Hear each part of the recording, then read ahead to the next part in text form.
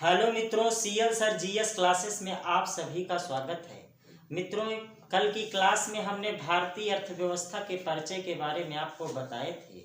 आप उस वीडियो को देख लीजिएगा और ये कमेंट करके अवश्य बताइएगा कि आपको क्लास कैसी लगी। उसी क्रम में हम इसके पहले संविधान का अध्ययन कर रहे थे, राज्य व्यवस्था का अध्ययन कर रहे थे और नागरिकता तक हम लोग पढ़े थे।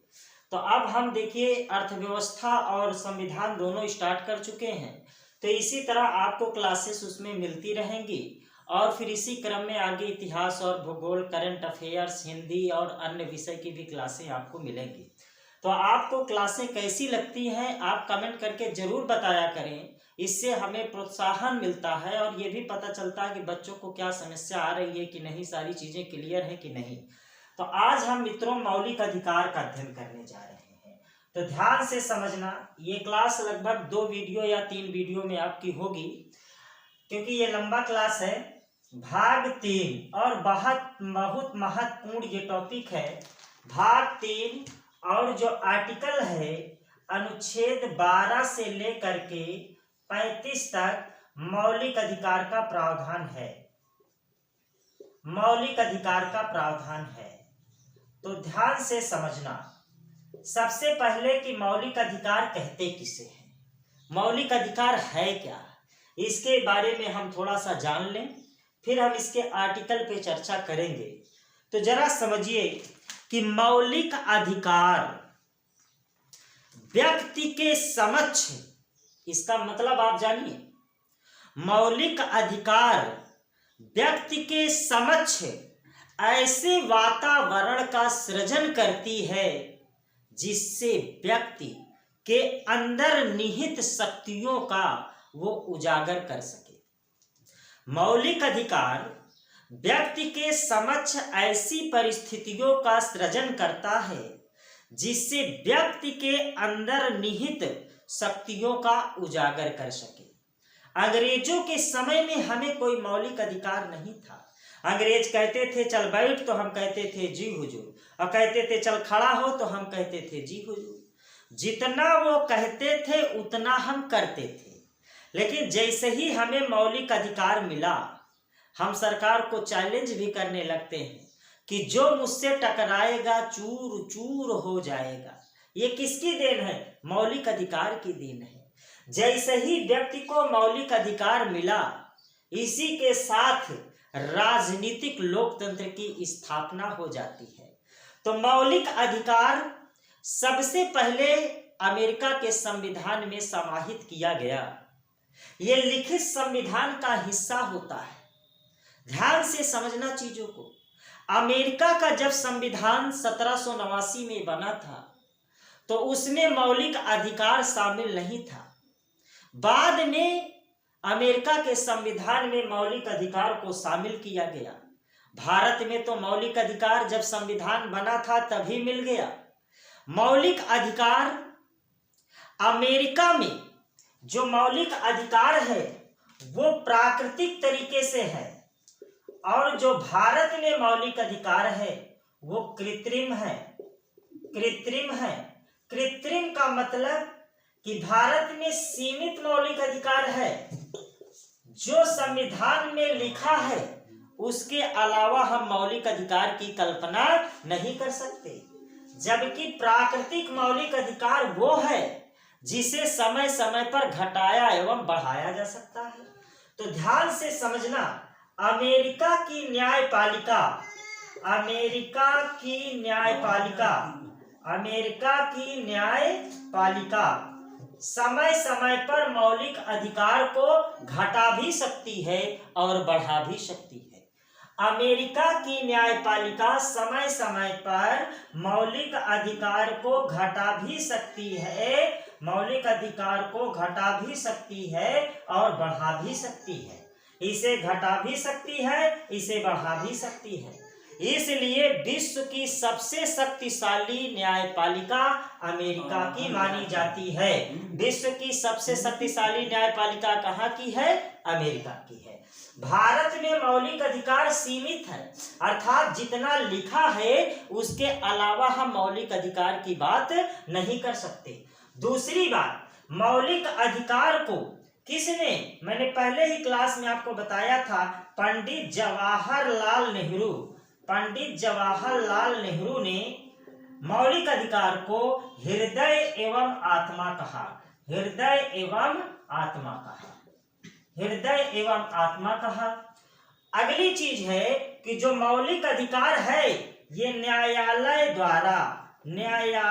द्वारा परिवर्तनीय है। सारे प्रश्न है आपके परिवर्तनीय है, परिवर्तनीय, परिवर्तनीय का मतलब है कि यदि किसी के मौलिक अधिकार का हनन होता है तो अनुच्छेद 226 के तहत हाई कोर्ट और 32 के 2 के तहत सुप्रीम कोर्ट, ये हाई कोर्ट ये सुप्रीम कोर्ट, यदि किसी भी व्यक्ति के मौलिक अधिकार का हनन होता है तो अनुच्छेद 226 के तहत हाई कोर्ट और अनुच्छेद 32 के 2 के तहत सुप्रीम कोर्ट में मौलिक अधिकार को ये के लिए रिट दायर कर सकते हैं।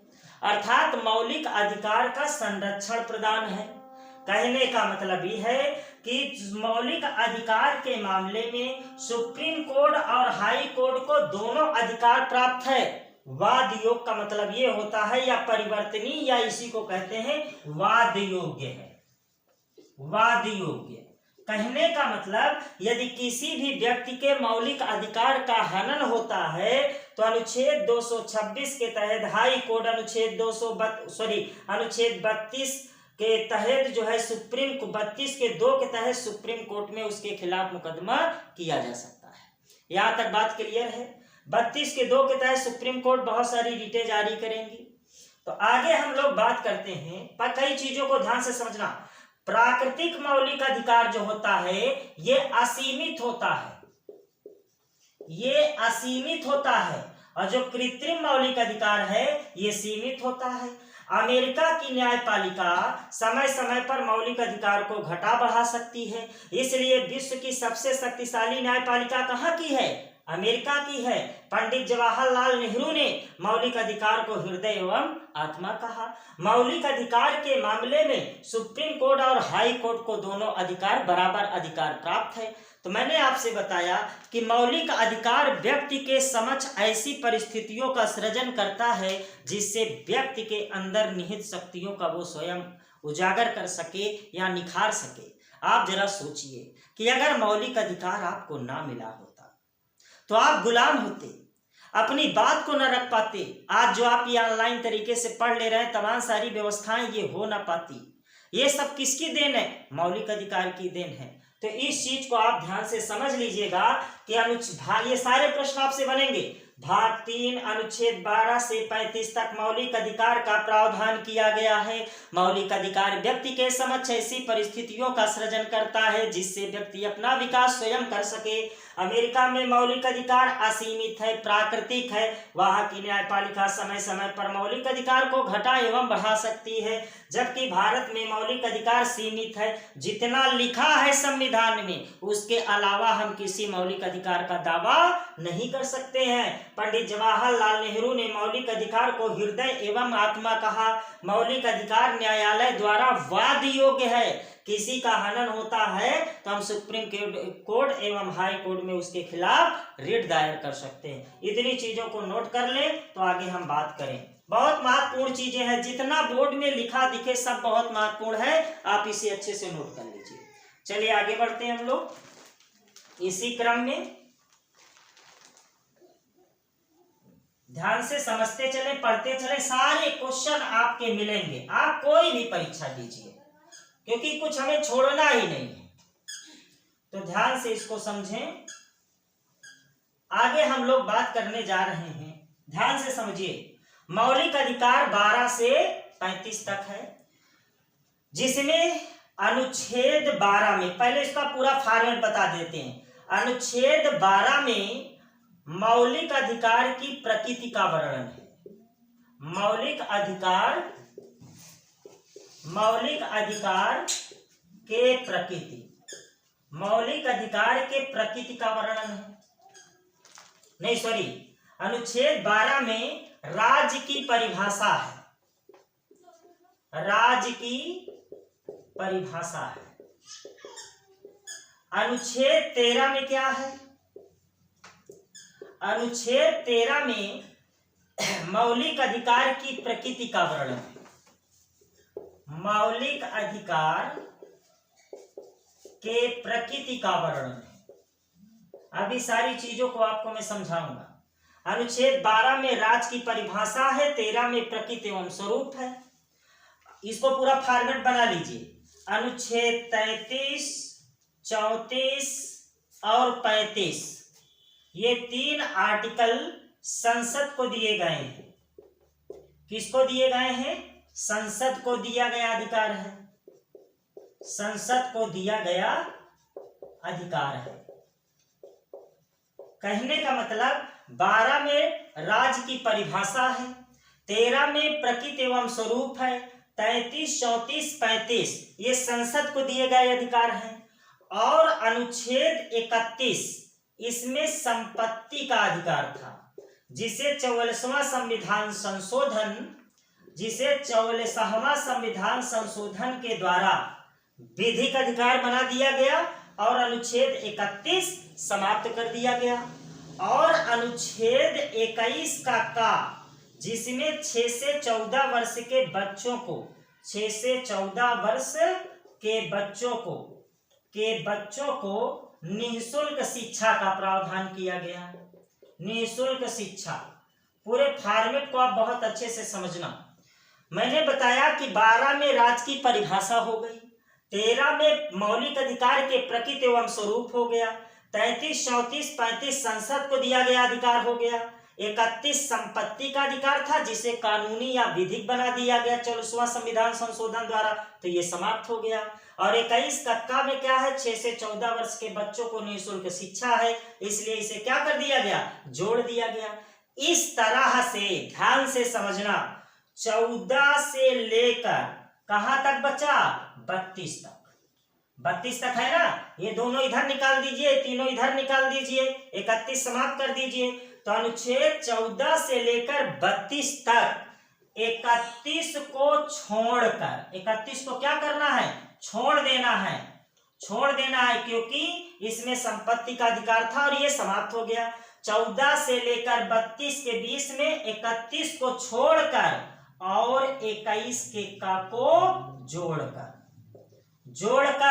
कुल कितने? 19 अनुच्छेदों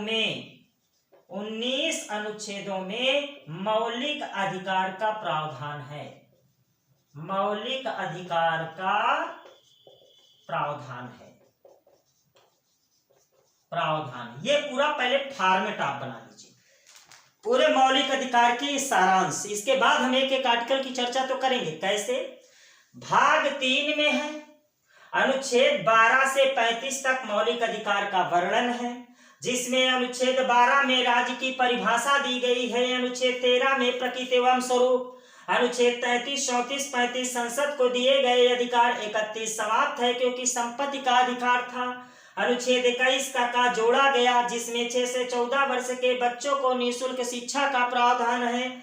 इस तरह से अनुच्छेद 14 से लेकर 32 के बीच में 31 को छोड़कर 21 के का को जोड़कर कुल 19 अनुच्छेदों में मौलिक अधिकार का प्रावधान किया गया है। इसे आप नोट करें जल्दी, फिर हम एक एक पे बात करते हैं। इसे जल्दी से नोट कर लीजिए, समझ गए? चलिए आगे हम लोग बात करते हैं। इसे आप नोट कर लें, बहुत पूरे फॉर्मेट के साथ आप पढ़िए, एकदम इंपॉर्टेंट चीज। चलिए आगे बढ़ते हैं हम लोग। इसे आप नोट कर लें जल्दी से या स्क्रीनशॉट ले लिया करें। चलिए, अगर आपको सारी चीजें समझ में आ रही हैं, अच्छी लग रही हैं, तो थोड़ा सा आप इसे सपोर्ट करें, इसे आप शेयर करें, लोगों तक पहुंचाएं, क्योंकि आप खुद ही बताएंगे कि कैसी क्लास है, आपको अच्छी लग रही है कि नहीं, सारी चीजें समझ रही हैं कि नहीं, सारे क्वेश्चन आपको मिल रहे हैं कि नहीं। जैसे ही मैं आपको टॉपिक पढ़ा दिया करूं, आप प्रैक्टिस करें। देखें, कोई भी परीक्षा दीजिए, PCS, SSC, bank, railway, TET, super TET, कोई भी पेपर दीजिए, सारे प्रश्न मिलेंगे, क्योंकि मौलिक अधिकार तो पूरा हम बता रहे हैं ना, तो प्रश्न बाहर जाने का कोई सवाल ही नहीं। तो अभी तक हमने इतनी बात किया। तो देखिए, जब अनुच्छेद 12 में क्या है? राज्य की परिभाषा। राज्य की परिभाषा। तो राज्य के अंतर्गत शामिल क्या किया गया, तो राज्य का मैंने पहले भी बता दिया, जब मैं पहला क्लास पढ़ाया था तो आप उसे पढ़ लेना। जब मैं पहले लेक्चर में बताया था कि राज्य का यहाँ तात्पर्य भारत से है। यहाँ आप राज्य का मतलब भारत से समझना, यूपी बिहार एमपी से नहीं, क्योंकि जब हम राजनीति पढ़ते हैं या संविधान पढ़ते हैं तो राज्य देश होता है, क्योंकि इनके पास संप्रभुता है। यूपी बिहार एमपी के पास संप्रभुता नहीं है। आप राज्य के तत्व वाला चैप्टर देख लीजिएगा, आपको क्लियर हो जाएगा। तो राज्य की परिभाषा का मतलब कि राज्य के अंतर्गत सरकारी एवं अर्ध सरकारी संस्थाएं शामिल की जाएंगी। समझ गए? सरकारी एवं अर्ध सरकारी जितनी भी संस्थाएं हैं वो सब राज्य के अंतर्गत आएंगे। जैसे माध्यमिक शिक्षा सेवा चयन बोर्ड हो गया, लोक सेवा आयोग हो गया, संसद हो गया, विधायिका हो गया, ये सब किसमें आएंगे? राज्य के अंतर्गत आएंगे। ये पूरी राज्य की परिभाषा में लिखा है। अनुच्छेद 13 क्या कह रहा है? मौलिक अधिकार का प्रकृति एवं स्वरूप, प्रकृति एवं स्वरूप। तो जरा समझिए, अब इसमें दो बातें हैं, एक 13 का फर्स्ट है और 13 का सेकंड। 13 का फर्स्ट कहता है कि संविधान लागू होने के पूर्व, संविधान लागू होने के पूर्व, संविधान लागू होने के पूर्व यदि राज्य मतलब संविधान लागू होने के पूर्व संविधान लागू होने के बाद या पूर्व, दोनों बातें हैं, यहाँ पे पूर्व ही कर दीजिए। संविधान लागू होने के पूर्व यदि कोई ऐसा कानून बना है, मतलब संविधान लागू होने के पहले यदि ऐसा कोई कानून बना है जिससे किसी व्यक्ति के मौलिक अधिकार का हनन करता है, तो जहां तक हनन करता है उसे शून्य मान लिया जाएगा। यहां क्या है कि संविधान लागू होने के बाद, संविधान लागू होने के बाद यहां है संविधान लागू होने के पूर्व यदि कोई ऐसा कानून है जो किसी व्यक्ति के मौलिक अधिकार का हनन करता है तो उसे शून्य मान लिया जाएगा। आगे लिखा है संविधान लागू होने के बाद राज्य या सरकार कोई ऐसा कानून न बनाए जिससे किसी भी व्यक्ति के मौलिक अधिकार का हनन हो, और यदि हनन होता है तो वहां तक उसे शून्य मान लिया जाएगा। समाप्त नहीं, शून्य। शून्य और समाप्त का मतलब समझते हैं? जैसे ये मेरा हाथ है, अब इसमें मान लो कहीं फोड़िया है और इसमें हमने इंजेक्शन लगाया, अब यह हाथ काम करना बंद कर दिया, मतलब शून्य हो गया। समाप्त मतलब काट के फेंक दो। मतलब अगर यदि कोई कानून है जो मौलिक अधिकार का हनन करता, उसे शून्य मान लिया जाएगा यदि उस कानून को सुधार दिया जाए। यदि उस कानून को सुधार दिया जाए कि मौलिक अधिकार का वो हनन ना करे तो वो कानून पुनः लागू हो जाएगा। बात समझ गए? तो अनुच्छेद 13 में क्या है? संविधान लागू होने के पूर्व। इसमें क्या है? संविधान 13 के फर्स्ट में संविधान लागू होने के पूर्व, 13 के सेकंड में संविधान लागू होने के बाद राज्य ऐसा कोई कानून ना बनाए जिससे किसी भी व्यक्ति के मौलिक अधिकार का हनन होता है, और यदि हनन होता है तो वहां तक उसे शून्य मान लिया जाएगा। यहां तक बात क्लियर है? अब हम आर्टिकल आगे बात करते हैं 14 की। यहां तक नोट कर लिए? चलिए ध्यान से समझिए। देखिए, जब पहले कितने मौलिक अधिकार थे? तो पहले टोटल 7 मौलिक अधिकार थे। 7 मौलिक अधिकार थे, लेकिन जब संपत्ति के अधिकार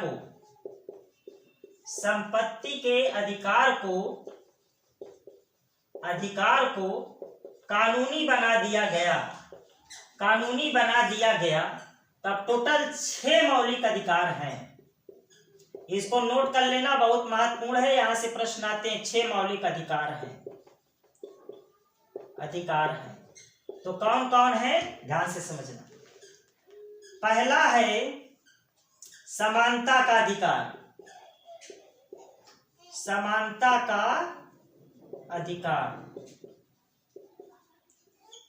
स्वतंत्रता का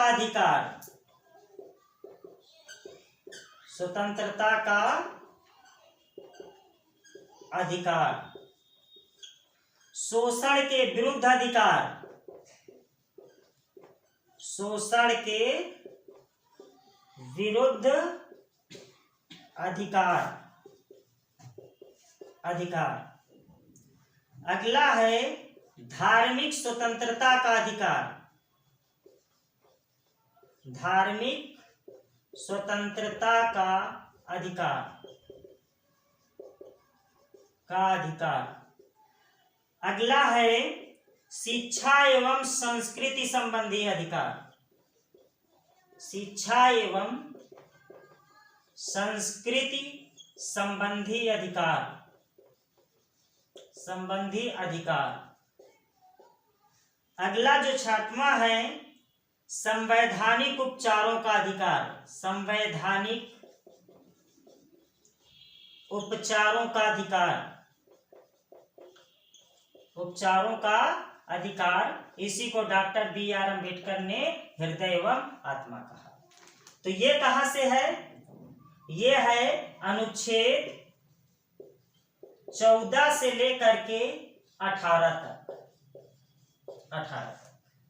स्वतंत्रता का अधिकार कहां तक है? उन अनुच्छेद 19 से लेकर के 14 से 18 तक, और स्वतंत्रता का अधिकार है 19 से लेकर के 22 तक। शोषण के विरुद्ध अधिकार